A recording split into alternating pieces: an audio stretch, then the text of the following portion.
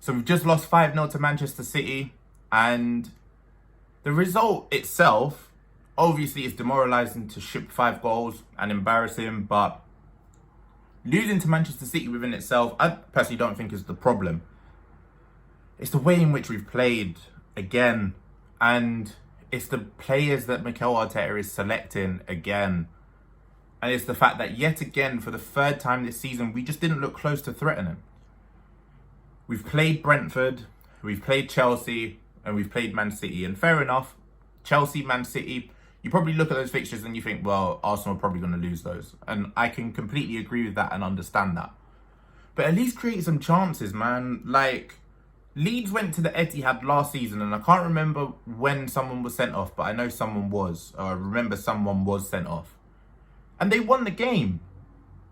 And I know quality-wise, we were missing the likes of Ben White. And I know we don't have a first-choice right-back. And I know Gabriel wasn't ready for the start of the season. But the club and Mikel Arteta knew all of this before the season started. Not necessarily Ben White because of the COVID situation, but Gabriel was unfit for a while. We knew that he wasn't going to start. We knew that Granit Xhaka isn't good enough, and today he had another bozo moment, which he has, which is typical of him. We knew that we needed a 10, and we've waited however many weeks to sign Odegaard. Yes, it's a fantastic deal, and yes, it's a brilliant price, and I'm sure he'll come good. But even the type of profile that Odegaard is, I'm not 100% sure that Arsenal needed that. We knew we needed a centre forward. We've not got one. And every single case and every single argument at the moment for Mikel Arteta to stay in a job, I don't understand them. I just don't agree with them. I appreciate he won us the FA Cup. It was fantastic. It was a brilliant day. Everyone was caught up in the moment. But there was red flags from that first season, particularly when we came back from the lockdown period. That was the major concern there. When he came in, he seemed to be more willing to allow our attacking players to be free. We were conceding a lot more chances in comparison to a regular Mikel Arteta performance, especially at the beginning of his reign. But defensively, he fixed us. I'm not going to lie. He done brilliant for defensive structure, shape, and allowing people to... He was good at covering their mistakes.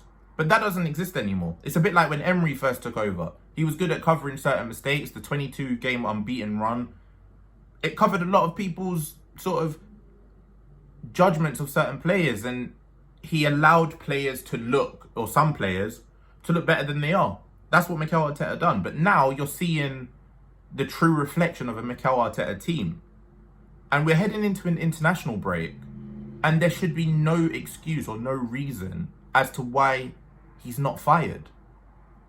He, as a coach, has been lucky on 2 occasions to keep his job, in my opinion. He should have been sacked after that 7-game without a win run in the Premier League. And that was, back in November, back in December. And then obviously he bounced back with the win against Chelsea and the win against West Brom.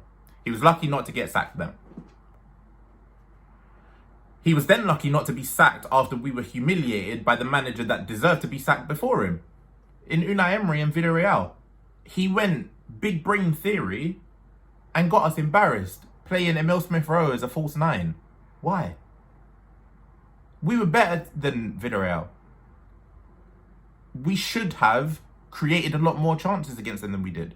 But Mikel Arteta doesn't know what an attacking pattern or consistent pressure seems to look like. My biggest issue with Arteta, and there are a few, but my biggest issue is he doesn't seem to know how to get the best out of these attacking players. And that just simply isn't good enough, because at the end of the day, I think we can all agree as Arsenal fans or non-Arsenal fans, you look at the Arsenal team and we're not ready and we're not good enough to challenge for top 4. We can appreciate that. However, we've got a better chart or a better team, than finishing 8th 2 seasons in a row. First season, all right, there was a mid-season change for manager. Cool. You can kind of let that one slide. Last year, we finished 8th for no reason other than we were just bad. And now, at the time of recording this, before Norwich play against Leicester, we are bottom of the Premier League. 3 games, no goals, 3 defeats, 9 conceded. That's humiliating. It's humiliating. Those are some numbers that Ronald de Boer, or Frank de Boer, whatever his name is, had when he was at Crystal Palace, and he only managed for about 7 games.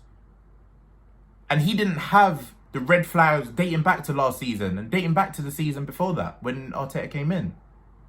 There have been red flags since the beginning, and I completely appreciate he wasn't experienced then. You can't call him inexperienced now. He's been in the job for, 18 plus months. He's had a full pre-season. He's had backing in the transfer window. He's had a full Premier League season and a half. He's won an FA Cup.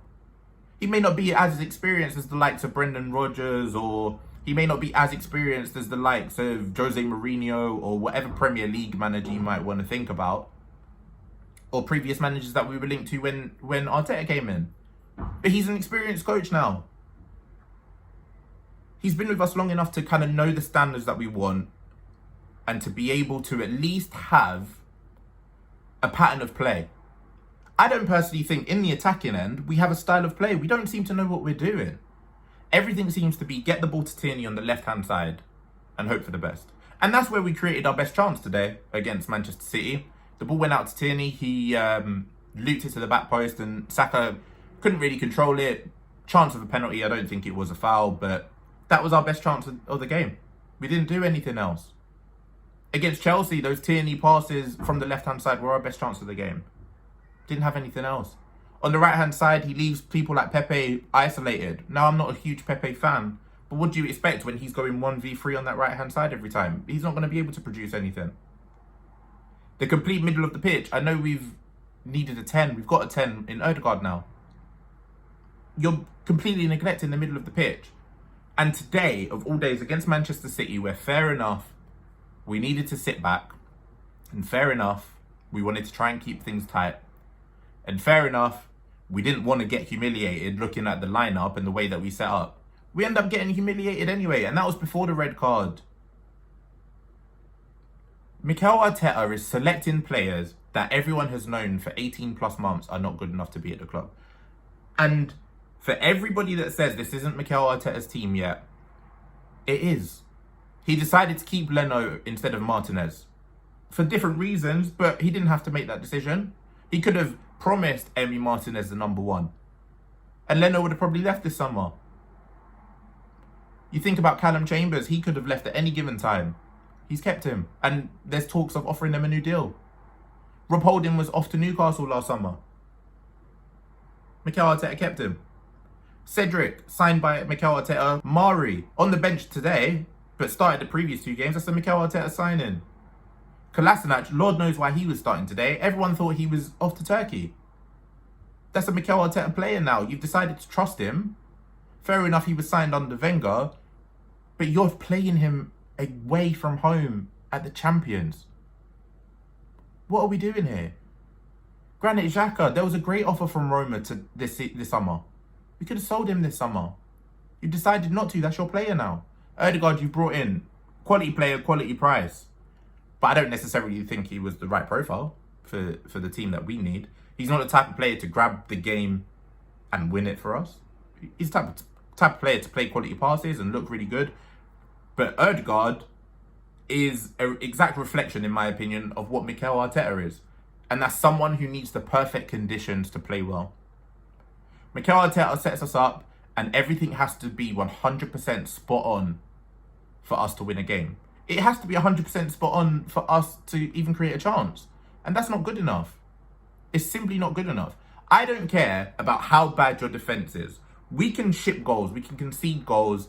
I understand that we've got a lack of quality today, particularly against Man City. But at the end of the day, you're not going to win games if you're not creating chances.